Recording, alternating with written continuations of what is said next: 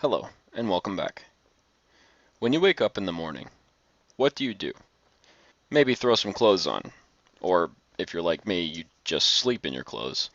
Go brush your teeth. Or, if you're like me, you just gurgle some Jack Daniels. Make and eat breakfast. Or, if you're like me, you just swallow the Jack Daniels. Check out your emails or Twitter feed. Or, if you're like me, you just read the paper you use as a toilet. And then maybe you go to work or meet up with friends on your day off. Or, if you're like me, you head out to your favorite street corner. You probably have some kind of morning routine, like running away from that stupid dog that always seems to find you behind the Walmart dumpster. Fucking mange-ridden rodent asshole. I digress. Whatever it is that you do when you get up, did you ever stop and think, why do I do this? What's the point? I'm just going to be doing this stupid routine for the rest of my life. Why do I do it? Have you ever thought to yourself, why wash the dishes? They're just going to get dirty again anyway. Of course, we do this because we find it beneficial to us in some way. We clean our teeth and perform basic hygiene because, well, smells are gross and we prefer not to smell. Maybe we go to that shitty job because we'd prefer to have money rather than not having money. Maybe we eat because hungry sucks. But thinking big picture, what's the point? It sometimes seems like we're running on the proverbial treadmill. There was a time when I woke up and realized that nobody cares what I do or why I do it. I'll never get a trophy. I'll never get a reward. Why do you work so hard in high school? You wanted good grades, maybe so you could brag about it to your parents. They would give you an attaboy, and you would get your name listed on the honor roll. These congratulatory rewards are the primary subject of this video. Why do we do what we do? What is worth it? Maybe, why do you decorate your house the way you do? Why do you spend an hour at the vanity putting on makeup? Why do you buy a shirt that costs $50 knowing that the Harley shop probably got that t-shirt from the same Asian Walmart supplier, puts its own name on the sleeve and marks up the price? Everything we do has some kind of motivator behind it. You can always ask, why? For every action you take. We can go so basic as to ask, why do we breathe? Well, we breathe because our central nervous system and hypothalamus innervate our diaphragms at regular intervals based on multiple factors such as the concentration of CO2 in our blood or the local oxygen demand of skeletal muscle. But why take a deep breath? Because maybe you feel like taking a deep breath. Going more broadly, why did you apply to that CEO position knowing you'd get turned down? But then you did get hired and now you're a CEO of a Fortune 500 company.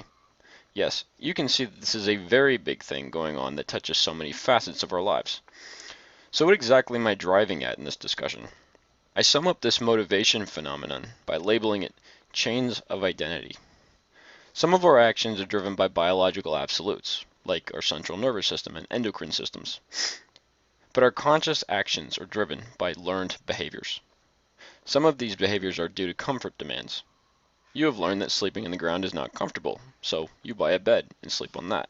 Some of these actions are driven by societal expectations we have internalized. That is the main point of this discussion. I want to address waking up as an adult in a society. Let's say your life took a wholly different direction and you find yourself without a family or a job, living in a hotel. You have a car, a bank account with enough cash to live in for 6 months, and a notebook journal. You had a very structured life, and now you find that that structure has completely disappeared overnight. You are essentially a man with nothing to lose. Now, you are in the position to ask yourself, why do I get up in the morning? Your former life was the product of a lifetime of compiling learned behaviors due to multiple strains of expectations. Now you are completely free from all those demands and expectations. What do? You're essentially starting over, like returning to childhood without parental control. How did you get to this point? Well, start at the beginning. You grew up hoping to get approval. You did what you were told and were rewarded for your actions by your parents, your buddies, or that cute girl in English class. You knew that by winning favor with these people you would get artificial rewards. First of all, I want to illustrate what is going on in the mind as we seek approval. You're playing kickball. You kick the ball and make it around the bases. That's what physically actually happened. Now in your mind, you knocked it out to left field and helped your team score and got high fives. Your teammates gave you good feelings of acceptance, and you feel elated that you are well liked. You are motivated by these artificial motivators that don't actually exist in any physical way. That's all well and good, and this is how any normal person finds a place in society. But what happens as life proceeds? It is extremely important to understand the following. We internalize this reward-punishment structure as a physical reality. What is the scale your society uses to identify who is good, bad, or outcast? And obviously, I'm not discussing criminality. As we live, we learn what our society uses to define who is good and bad, and we internalize this scale as if it literally exists, physically. But it does not. I call these identifiers of success chains of identity. There are two parts to this, chains and identity. The chains are what we can conceptually imagine as the identifiers we can become aware of, the rewards, if you will. If you achieve this or that, you feel as if you've been rewarded. This makes you feel good, and you continue to seek out these feelings of accomplishment. These are the chains. Imagine a large chain with links the size of your fist. Each of these links has a word printed on it, and the chain is attached to a D-ring which is looped through your ear. Obviously, I'm just painting a word picture, but you get the point. Let's say the D-ring has the word success printed on it. The first link has job. The second link has nice car. The third link has family man printed on it, and so on. This is simply a word picture for the concept of identity chains. These are all whatever it is that you have accepted as worth doing. You're motivated by each one of these chain links in your life, and they are why you get up in the morning. They are worth doing. I think we all have built up these chains over time. We have this structural thing we carry around with us which drives us and motivates us. Now, identity. This is the second and most important part of this two-part structure. If you've ever seen the movie Fight Club, you can see a man in the state I described above. He has voluntarily given up his plastic life. He found himself living in a single-serving life with single-serving friends. A life of slavish servitude to a culture that demands of him adherence to these chains of identity. These carrots, if you will. He was like a horse running after the carrot attached to the fishing pole. The horse runs and tries to grab the carrot, but it's always out of reach. The main character in Fight Club recognizes that he is living a pointless existence. He got all the requisite stuff a successful guy is supposed to get. A little coffee table in the shape of a yin-yang. I had to have it. The Klipsk personal office unit, the Hovatrek home Exerbike, or the Ohaneshov sofa with the string green stripe pattern. Even the Rizlampa wire lamps of environmentally friendly unbleached paper. I'd flip through catalogs and wonder, what kind of dining set defines me as a person? But he realizes it's all pointless plastic stuff, easily thrown away. He's awakened by his imaginary friend, who introduces him to Fight Club. He gets his ass beat multiple times, and hands out his own share of beatings, and his mind is completely changed. He sizes up random strangers. He's got this new toughness persona. Something that the movie failed to capture, though, is that he didn't get rid of the problem of building and slavishly following after chains of identity. He simply started over and built new ones. Now, going to Fight Club and building an army to rid the world of credit card debt and hopefully start an anarchist movement became a new chain of identity. Each of these goals were, in his mind, important. Before, his apartment, his blue cups with the imperfections made by some poor person, his table and chairs, his well-paid job, all of these were important to him at some point. Now he woke up and has a whole new group of things he considers really, really important. See what happened here? He is still trying to figure out what is really, really important, something worth living for. If you haven't watched the first part of this series, please do so. The Fight Club character was still in the same predicament. He was encoding his brain with what is really important. He was internalizing structures of value. Here I'm calling these structures chains of identity. Sure, he was able to cut the first set of chains and weld on new ones, but at the end, he was still in the same predicament. What happens later in life, down the road? And he realizes that all that fighting and law breaking has left him with a life sentence, brain damage, and now, because he shot his jaw off, he's left getting tube feedings through a hole in his stomach, also called a percutaneous gastrostomy tube or PEG tube. Suddenly he realizes all those things he did have left him in a sorry state, and now, in so much pain and discomfort, he'd give anything just to get back to his old life of plastic and apartments. I hope you can see the problem. Replacing the chains with new ones doesn't change anything. You are still dragging around these structures, which you will swear on your mother's grave that they're important and worth doing. They are really, really important. Encoding these structures, these really important goals, these artificially created success objectives, always leaves us in the same place. See, it doesn't matter what the chain links are, what flavor or title they imbue. It doesn't matter what you feel is really, really important. Fact is, none of it is really, really important. They are all only relatively important. Expanding on the identity portion of this idea, these are chains of identity. That is, these chains define who you are. Whatever it is you pick for yourself, these chains are as part of you, as real to you, as vital to your continued existence as your internal organs. That's how big a deal they are. Let's say the job or company you spent the last 20 years of your life building or obtaining is taken away overnight by the government. Say you live in China and a bureaucrat decides that your company should be owned by the people, and you show up to work one morning and all the locks have been changed. What do? File a petition? File a grievance? Do you think you'll get a reply? The decision has been made, and you just lost half of your life to the government. Now what? The thing you tied your identity to is gone, and you feel lost, broken, and worthless.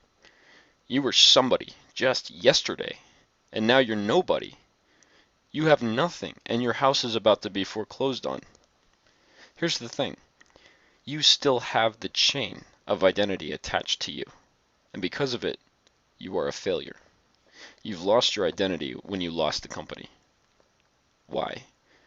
Because you had created a chain of identity which you saw as just as real and vital to your continued existence as the lungs you're breathing with right now. Losing that company is as bad as losing your life. All that's left to do is pull the trigger. You are already dead anyway.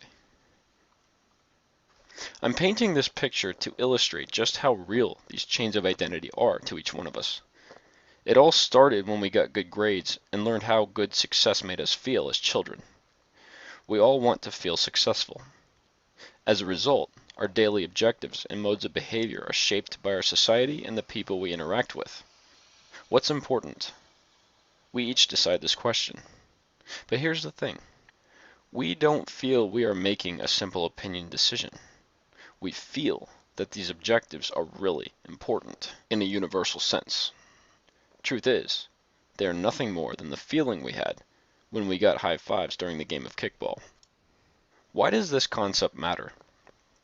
Why does it matter to know whether or not these things are really, really important?